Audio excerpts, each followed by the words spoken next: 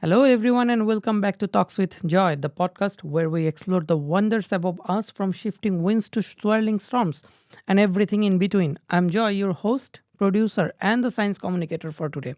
Today's episode is for anyone who has ever looked up at a clear sky or cloudless sky in the middle of the dry spell and thought, if we only could make it rain today. Well, what if I told you we kind of can? And the technology is called cloud seeding, which is one of those ideas that sounds like science fiction, but it's actually a part of modern meteorology. And to dig into it, I have got the very perfect guest today, Adil, who spent years studying how can we coax with the rain in the sky. Adil, welcome to the podcast. Thanks, Joy. Great to be here. And yeah, waxing rain is a pretty good way to put it. Some days it feels more like we're trying to negotiate with clouds. I mean, I love that negotiating with the clouds, like dear clouds, please cooperate today.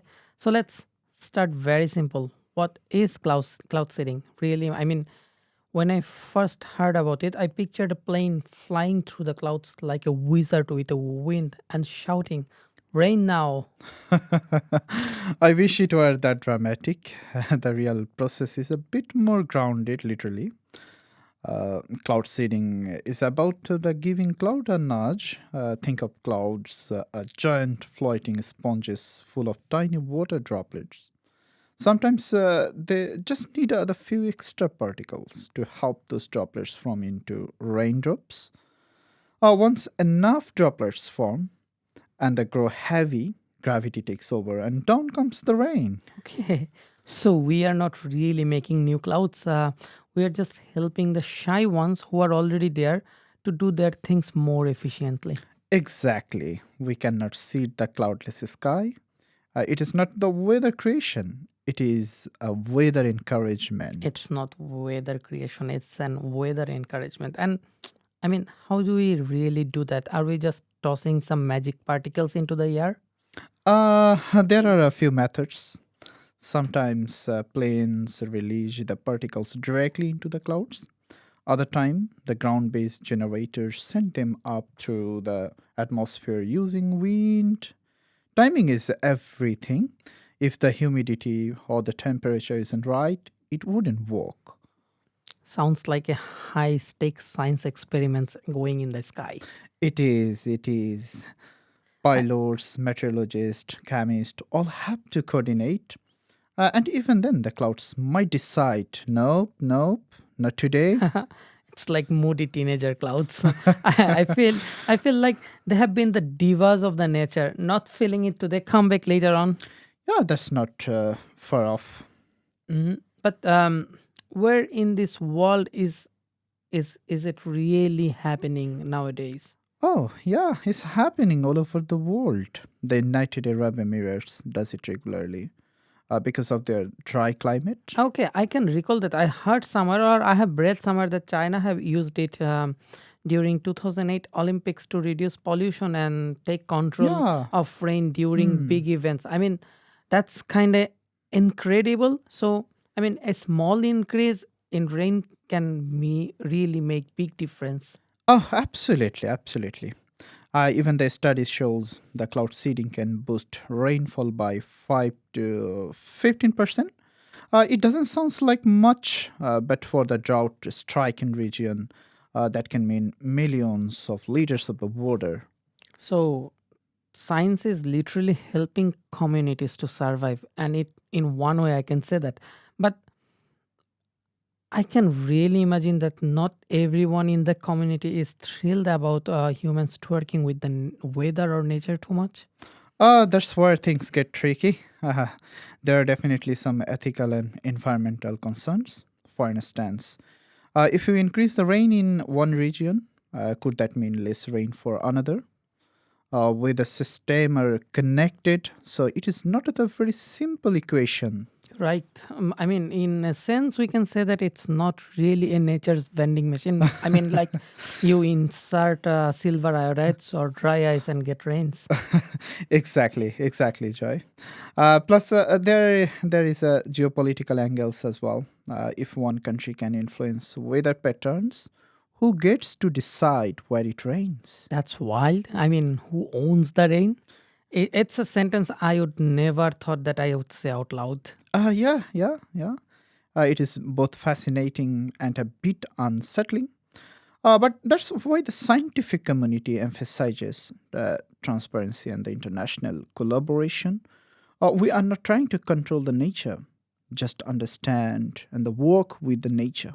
Okay, I mean, that's a really beautiful way that you have put it up. Working with the nature, collaboration with the nature. But I've also read that new technology like drones and artificial intelligence are now getting involved into the technology. Yes, Joy, you are correct. But it is actually one of the most exciting areas right now. The drones can reach the places where uh, the places are too risky or expensive for the plane to reach there.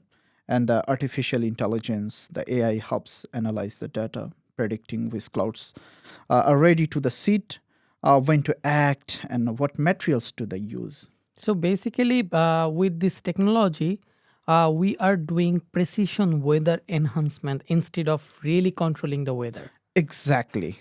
Even some teams are experimenting with laser that creates ionize the particles to trigger condensation.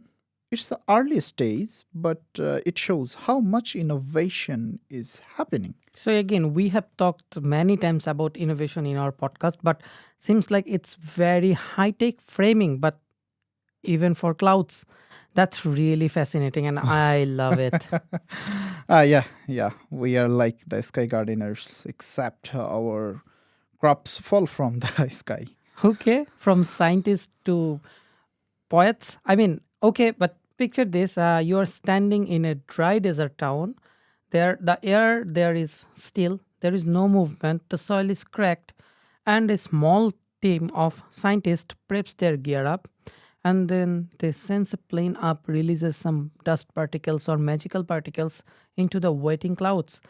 Everyone below there looks up, and then the first raindrop falls. I mean, sounds like poetic, but that could be an incredible moment. Yes, it really is. There's this mix of the science, hope, and awe. Sometimes it works beautifully, sometimes it is just the drizzle. But when it does, it feels like helping nature along. Both of us are being poetic right now, but really, human are really collaborating with the sky. Yeah, I like that. And it is not a new dream either. The first cloud seeding experiments go all the way back to the 1940s. Almost 80 years. Yeah, That's amazing. So it's not a real gimmick. It's a long standing scientific effort to manage water responsibly. exactly. And in the world facing climate change and the growing the water shortage, every little innovation helps. I mean, we are almost at the end of the session, but before we wrap up, what's one misconception that you'd like people stop having about cloud seeding? Oh, that it's instant. People often think you see the cloud and boom, rain will start. But it doesn't work like that. Even with all our the technology, nature still gets the final say. That's really humble towards nature, isn't it? Science can really guide the nature, but they can never replace it. Exactly. I'm completely agree with you. We are the partners in a very delicate dance. Well said, Adil. I mean, this has been a fascinating conversation with you. We have talked about science, we have talked about ethics, we have talked about technology, and a bit of magic that all rolled into a part. Thank you for joining me today. Massive thank you, Joy. Always a pleasure to talk about the sky with And you. all of to our listeners, next time when you look up at a cloud, remember human must just be giving it a gentle nudge. This has been making rain from the sky, and we have talked about the science and debate behind cloud seeding. I am Joy, your host, producer, and science communicator for Talks with Joy. If you have enjoyed this episode, make sure you share it with someone who loves sharing or who loves learning about how science can shape our world. And until next time, stay curious, look up, and always keep wondering about the world above you. Signing off.